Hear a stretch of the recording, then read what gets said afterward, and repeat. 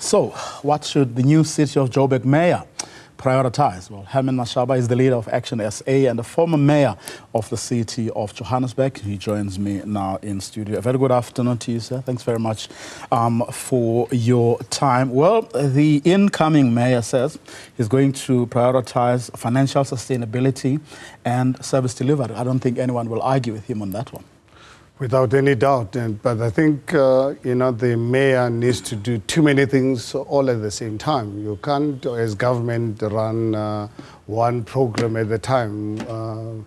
People are looking for clean water, people are looking for electricity, people are looking for roads we can travel on, people want safety. So that's why he's got a mayoral committee. So he needs to embark on all these programs, read the Riot Act to his executive team to ensure that they deliver without any compromise. He needs to get together with senior management in the city to get them to really understand that there's a budget in place, that that budget has to really be executed as presented to council without any cent of it being stolen. Actually, we need to see savings so that those savings can go to other programs.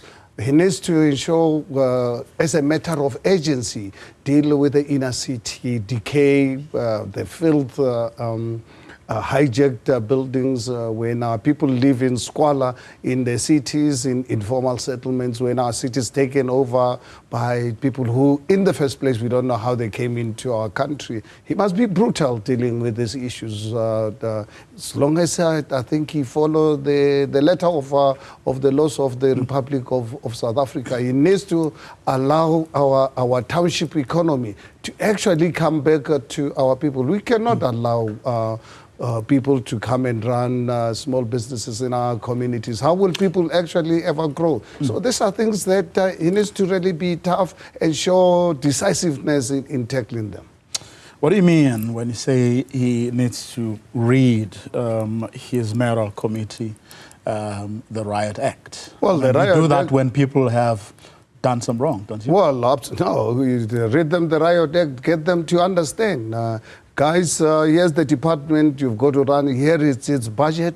We need this budget with your administrators to ensure that we execute the budget. He needs to, as a priority, he needs to really deal with the revenue collection improvement program. So we cannot really be the city that collects, 85, 86% of what they bid. It's totally unacceptable. People need to pay, but those who can afford to pay, and be able to provide services to those who cannot afford to pay, not because of their own making. This is a situation that developed over many years of the apartheid era, 30 years of ANC mismanagement. But we've now entered a new era, and we are here as ActionSA to really give them the necessary support that they require. But at the end of the day, let's hold each other accountable for the sake of our 6 million residents of the City of Johannesburg. In terms of the conversations you've had with the ANC,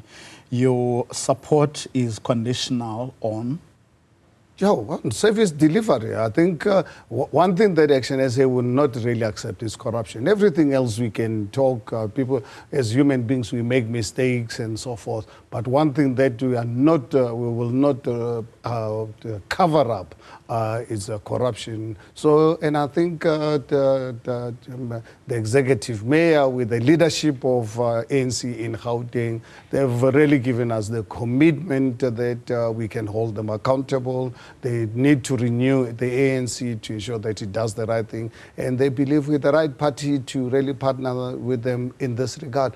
And if they've given us this assurance, other issues we can talk about. Did you talk specifics about what it means to hold them accountable? Well, we've got 5 million rands to go and build a road in Soweto. We want that road to be built in Soweto on time, within the budget.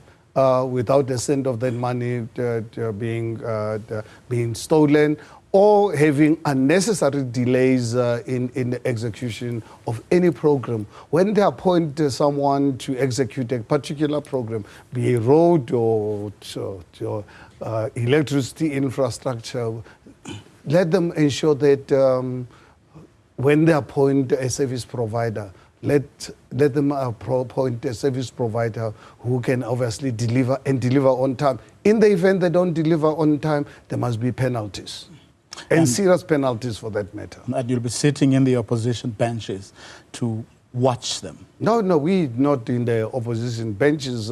That's why during the week, hopefully by Wednesday or so, you're going to have ActionSA's speaker in the city of Johannesburg. So we're going to really be running the legislature with an ActionSA speaker. And we'll work with them to officially hold them accountable. But we are not a hostile partner in this arrangement. We are here because we want the city of Johannesburg to succeed. We want Dada Morero as the executive mayor. We are here as ActionSA. We want him to succeed. It's up to him. We are available for any consultation. I've had a privilege to run that city at the time when the ANC was in opposition. Very difficult time of my life. And you can imagine, I was running the city at the time, not only having ANC giving me the trouble. I also had my own party that I was representing, the DA, which were, after the ANC being the most difficult, was DA, were very difficult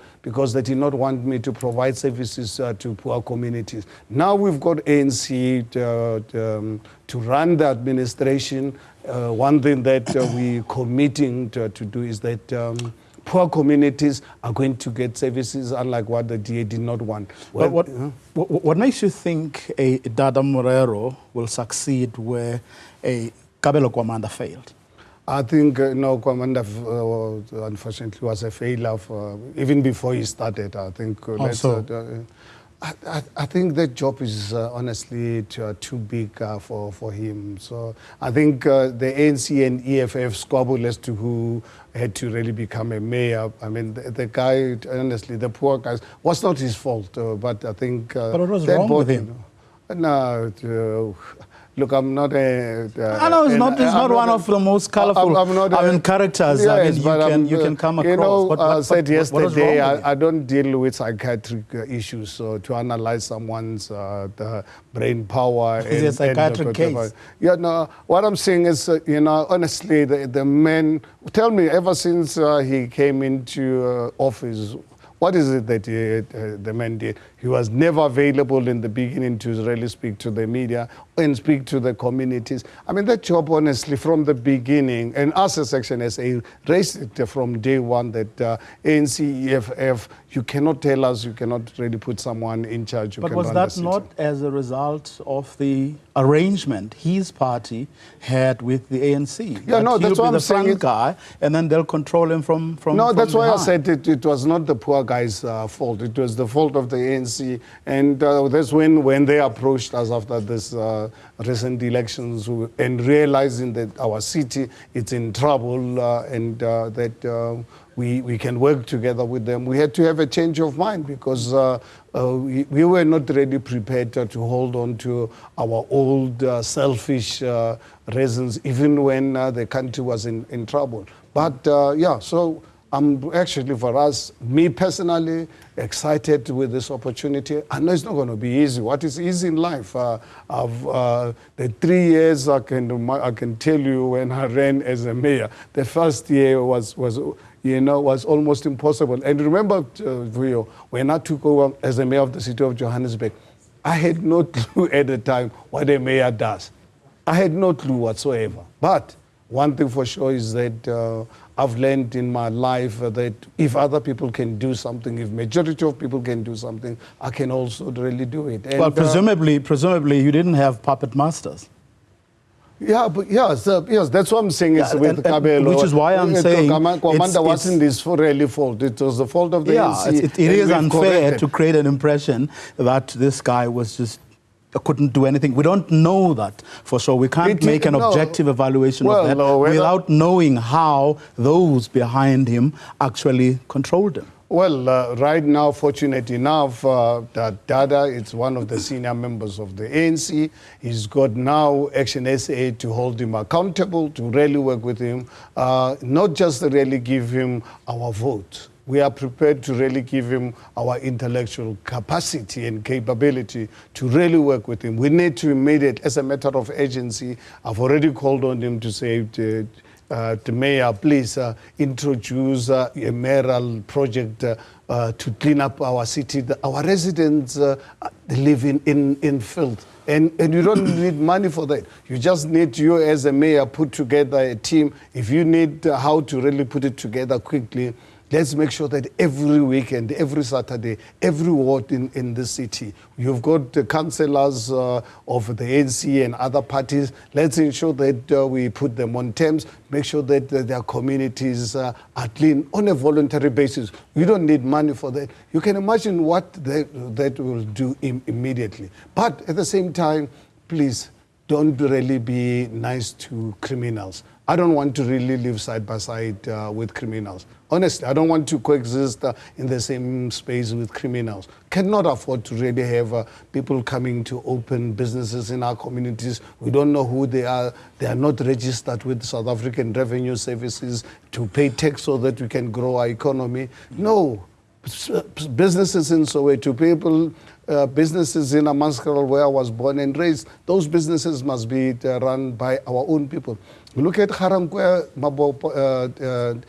Mabelech industrial area. Do you know Garangwe? I started my business in 1985 at the age of 24. Garangwe industrial area. Go to that industrial area. So right now, working with the ANC, I said, please, Mayor, put together as a matter of agency. Let's put together a proposal to the province to convince the national government we need to go and reopen those factories so that people of Amaskral, people of Garangua and other areas can be able to operate businesses properly. Because right now you go to Soweto, you know, entrepreneurial spirit is still there. People running businesses from their garages, be furniture and so forth. When we've got factories lying empty, so let's take back these factories. Let's get the private sector to these hijacked buildings. Let's build affordable accommodation. And us in the city of Johannesburg, we must never follow the same model as what was followed in Cape Town, where you make the city expensive. What we must do, like when I was a mayor, make sure that 30% of the rooms or houses, 30% of them must go to poor people.